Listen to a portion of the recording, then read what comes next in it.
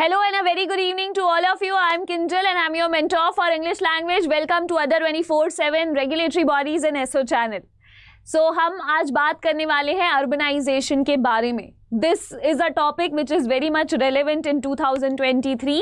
और ऐसा मैं क्यों कह रही हूँ, ऐसा मैं इसलिए कह रही हूँ बिकॉज कोविड ईयर आया था. कोविड में काफ़ी सारा माइग्रेशन अर्बन टू रूरल हुआ था and now things are getting back on the track. Having said that, urbanisation में हमारा कितना कंट्रीब्यूशन है, हमारा एग्जैक्ट डेटा क्या है, इंडिया में स्टेट वाइज डाटा क्या है, ये सारी बातें हम by the end of the video ज़रूर करेंगे. So to start with something, urbanization is nothing but what you see in the background, यानी कि जो आप सिटीज़ में डेवलपमेंट देखते हैं, जो आप चेंजेस देखते हैं, that is called as urbanization. Now urbanization is the phenomenon involving large scale migration of rural people to cities in search of better opportunities. ये जो रूरल लोग होते हैं, जो गांव टाइप के एरिया में रहते हैं, वहाँ से जब वो अर्बन एरिया में आते हैं, उसे हम कहते हैं अर्बनाइजेशन. इसे कहा जाता है अर्बनाइजेशन.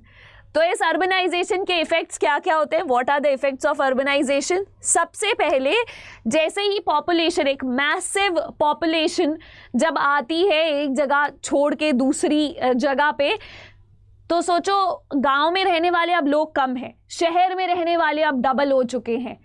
तो शहर में रहने के लिए जगह ही नहीं है. That is number one problem of urbanization. That it increase the population leads to massive housing problems as most people who migrate to cities are unable to find an affordable place to stay. Next is increased demand and water consumption. इसके अलावा next जो सबसे important चीज़ है वो ये है कि the demand of water increases. यानी कि जब एक शहर के पास एक certain amount of source होता है for water, अब ये जो सर्टन अमाउंट ऑफ सोर्स है, जस्ट इन केस ये सोर्स मान लीजिए उतना ही है और लोग अब कंज्यूम करने वाले ज़्यादा हैं, तो इससे वाटर रिसोर्सेज में बहुत बड़ी प्रॉब्लम आती है. Third is the growth in the urban traffic. Because of the urbanization there is a lot of traffic, because of which it results in to a lot of pollution as well. Now industrialization होता है urban areas में. आप देखेंगे गांव में industries नहीं खुलती, urban areas में खुलती है. ऐसा इसलिए होता है because they want workers and they get workers, a lot of workers and access to facilities like electricity, water and everything in the urban areas itself. And because they are getting such kind of facilities in urban areas, they tend to focus on this thing really well कि हमें urbanisation में ही, urban areas में ही हमें अब आगे बढ़ना है industries को. जब इंडस्ट्रीज़ ऐसे आगे बढ़ती हैं तो ऑफकोर्स इससे काफ़ी ज़्यादा प्रॉब्लम होता है पोल्यूशन में. Next is there is a definite problem of drainage system in the urban locality.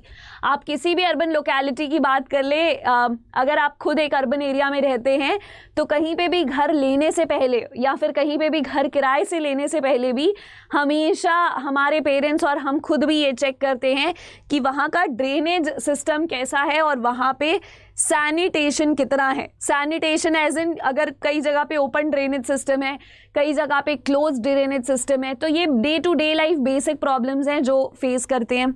Next thing is that the next negative effect of urbanization is a lot of mental and physical stress. There's a lot of stress because of pollution. Second, there is a lot of competition in the lifestyle and livelihood as well. Normal livelihood और lifestyle में ही बहुत ज़्यादा problems होती है. Third, because of this mental stress, there is an excessive, because of the traffic, there is excessive pollution, because of which it takes you a certain time for your body to adjust to that environment. And no matter how many purifiers you actually put inside your home, when you walk out of your home to go to the office, वहाँ पे आपको problem होगी ही. तो इसके अलावा a lot of people have complained of feeling loneliness, the feeling of loneliness in the urban locality. जो urban locality है वहाँ पे एक feeling होती है, the feeling of loneliness, which is very common. इसके अलावा chronic stress जैसे कि headache, heart disease, weight gain and hair loss. All these are the problems in the urban area. Air pollution का जो इफ़ेक्ट है ये क्या सिर्फ हमारे तक के है, ऐसा बिल्कुल भी नहीं है। एयर पोल्यूशन का जो इफ़ेक्ट है it is beyond us, it reaches a level कि वो एनिमल को भी अफेक्ट करने लगता है। तो as you can see behind me in this picture that all these animals seem to be suffering even more than us because of air pollution. इसके अलावा the next thing is, look at this poor deer and he is eating something which is not even edible. So again that is another problem. इसके अलावा what are the benefits of urbanization? तो ये तो सारे 8-10 मैंने negative चीज़ें बता दी कि भाई ये गलत है, ये गलत है, ये बुरा है, ये बुरा है, ये बुरा है, बट इसके कुछ पॉजिटिव इफ़ेक्ट्स भी है। इसका पॉजिटिव क्या है? इसका पॉजिटिव सबसे पहले ये है कि जब एक रूरल स्कूल होता है और अर्बन स्कूल होता है तो अर्बन स्कूल में आपको बेटर फैसिलिटी मिल जाती है, आपको एक अच्छी फैसिलिटी मिलती है, आपके चाइल्ड को बेटर एजुकेशन मिलता है, बेटर अपॉर्चुनिटीज़ मिलती हैं स्कूल के अंदर, और उनका जो नॉलेज गेन है उसकी कर्व, लर्निंग कर्व जो है वो बढ़ जाती है। The next thing, the next benefit, the next positive impact of urbanization is of course the idea that urbanization में जितने भी लोग आते हैं काम करने के लिए, गांव से जो भी आता है यहाँ पे आके काम करता है, कंस्ट्रक्शन इंडस्ट्री में, किसी भी इंडस्ट्री में, कोई लड़का है जो गांव में बहुत पुअर था, आके यहाँ पे उसने 6 महीने का कंप्यूटर कोर्स किया, now he is working in a software company, not as a software engineer but may be as somebody who helps that engineer. So still he is going to contribute to the GDP of the country. तो ये सबसे बड़ा benefit होता है society को जब urbanisation होता है, जब लोग बड़े शहर आते हैं. इसके अलावा अर्बनाइजेशन का एक और मेजर पॉजिटिव इम्पैक्ट है कि लोग इन जनरल जब अर्बनाइजेशन का हिस्सा बनते हैं तो मल्टी कल्चरलिज्म को प्रमोशन मिलता है, और India itself is a liberal and a pluralism में बिलीव करने वाली country. So this pluralism, this belief and faith of us in pluralism and the idea that we have unity in diversity also accelerates with the idea of urbanization. The next thing is there are better medical facilities in the urban areas. ये हमने Covid के time में भी देखा था. There were numbers present to us only from the urban area. क्या आपको पता है कि किसी रूरल एरिया में कितने लोगों की डेथ हुई? बिल्कुल भी नहीं पता होगा. इसके ऊपर पूरी एक मूवी बनी है which is called as Bheed. But yes, जो अर्बन एरिया है, अर्बन एरिया में you definitely know that this is the best hospital, this is the place where we can go, we can do something. But in the rural area the same thing you cannot expect, so you get better medical facilities in urban areas. इसके अलावा urban planning अगर बेहतर कर दी जाए, अगर आप एक certain society से बिलोंग करते हैं और अगर अर्बन प्लानिंग अच्छे से कर दी जाए तो ये आपके लिए काफ़ी हेल्पफुल हो सकती है. The next thing is access to information and individual. अगर आपको कोई एक इन्फॉर्मेशन चाहिए तो आपको अर्बन एरिया में बहुत जल्दी वो इन्फॉर्मेशन मिल जाएगी, जबकि रूरल एरिया में वो इन्फॉर्मेशन को पाना बहुत ही डिफ़िकल्ट हो सकता है. The next thing is stability in life.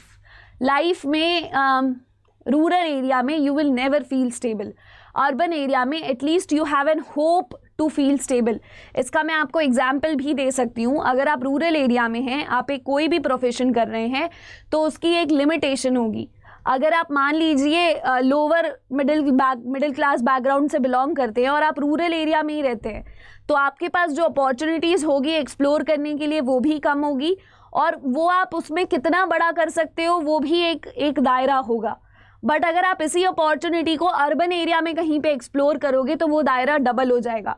मान लीजिए आप रूरल एरिया में ग्रोसरी स्टोर खोलते हैं तो इस ग्रोसरी स्टोर में आप बहुत आगे बढ़ सकते हैं. ऐसा नहीं हो सकता क्योंकि आपके शहर की संख्या ही लिमिटेड है, उसी में कितने ग्रोसरी स्टोर है. बट अगर मान लीजिए यही ग्रोसरी स्टोर समहाउ आप एक अर्बन एरिया में लेके चले जाएंगे तो आपके पास एक वास्ट मेजॉरिटी एरिया आ जाएगा for opening the grocery store and expecting it to go profitable. तो हम पहुंच चुके हैं अपने last section of the class में. तो यहाँ पे अगर हम ग्लोबल अर्बनाइजेशन की बात करें तो ग्लोबल अर्बनाइजेशन में सबसे इम्पॉर्टेंट चीज़ जो हमें पढ़नी है that is the most urbanized region include northern America with 82% of its population living in urban areas, Latin America and Caribbean, Europe and Oceania. तो ये कुछ टॉप ऐसे एरियाज़ हैं जहाँ पे सबसे ज़्यादा अर्बन पॉपुलेशन रहती है, जैसे कि north America, Latin America, Caribbean, Europe and Oceania. तो यहाँ पे जो अर्बनाइजेशन का हमारे यहाँ एशिया में जो लेवल है ये लगभग 50% ही है, अफ्रीका में लगभग 43% है। The World Urbanization Prospect of 2018 report produced by UN Department of Economic and Social Affairs, which is UNDESA, notes that the future increases in the size of world's urban population are expected to be highly concentrated in just a few countries. Together, India, China and Nigeria will account for 35% growth between 18 to 50.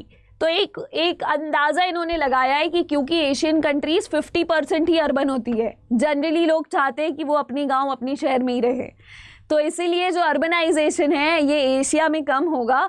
और इसलिए 2050 तक के 2018 से 2050 तक के India, China, Nigeria मिला के सिर्फ 35% अर्बनाइजेशन होगा, which is a big number provided the size of these countries are not that big as compared to those Western countries. By 2050, it is projected that India will have added 416 million urban dwellers.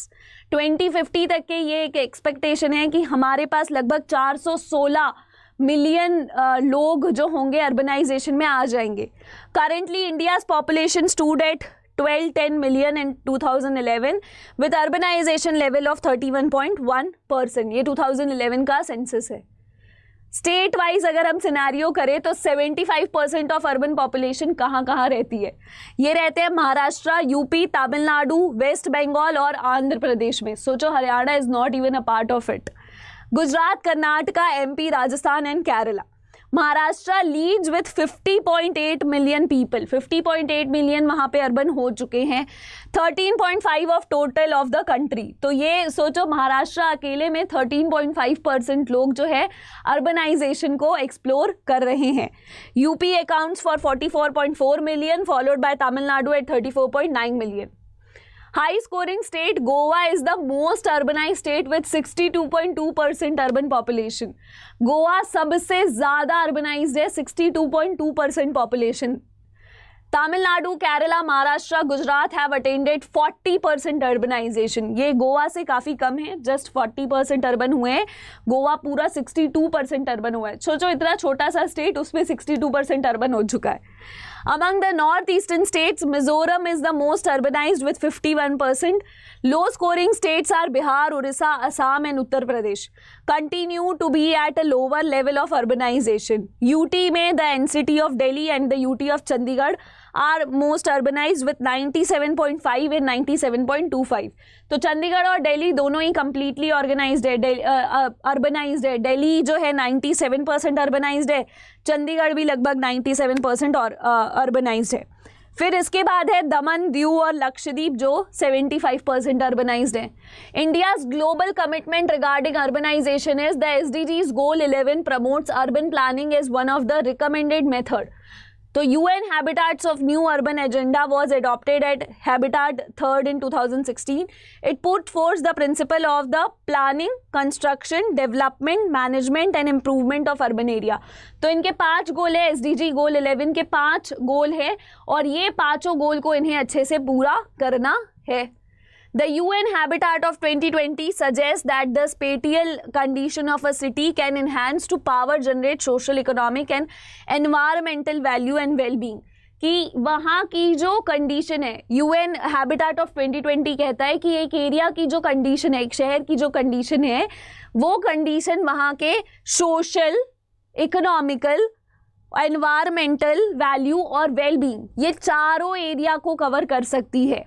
Paris agreement जो हमारा हुआ है, India's national detrimental contribution NDCs include the goals to reduce the emission intensity of the country's GDP by 33 to 35% by 2030 from 2005 level. तो 2005 में हमारा carbon emission जितना हो रहा था उससे हम रिड्यूस करने वाले हैं बाय 2030 बाय 33 to 35%। हालांकि ये अचीवेबल नहीं है, ऐसा अभी अभी हमने समझा था। इंडियाज़ इनिशिएटिव फॉर अर्बनाइजेशन, हमारे पास क्या क्या स्कीम है? तो स्मार्ट स्कीम है हमारे पास, जिसमें अमृत मिशन है, स्वच्छ भारत मिशन है, प्रधानमंत्री आवास योजना है, स्लम ड्वेलर्स के लिए प्रधानमंत्री गरीब कल्याण योजना है, और आत्मनिर्भर भारत अभियान, सेल्फ रिलायंट भारत जो इंडिया है, दैट इज अनदर थिंग। मेरी एक बात आप ध्यान से समझ लीजिए, today is the last day for double validity. Double validity के लिए अभी लास्ट डे है, आपके पास अगले 3-4 घंटे में ही आपको डबल वैलिडिटी में जो है अपने आप को रजिस्टर करना पड़ेगा। जब आप रजिस्टर करेंगे डबल वैलिडिटी में तो आप एक कोड यूज़ करेंगे which is Y659। Double validity में मैं आपको रजिस्टर करने के लिए क्यों कह रही हूँ, इसका बहुत ही सिंपल सा रीज़न है।